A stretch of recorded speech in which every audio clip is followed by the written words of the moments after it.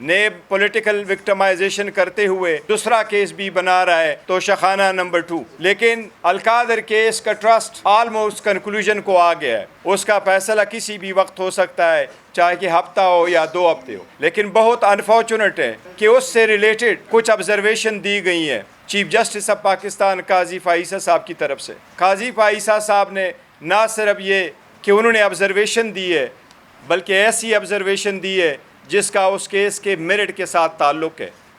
Supreme court के मुसल्लम असूल हैं कि जो केस सुप्रीम कोर्ट के सामने ना हो उस पर कभी कोई बात न की जाए।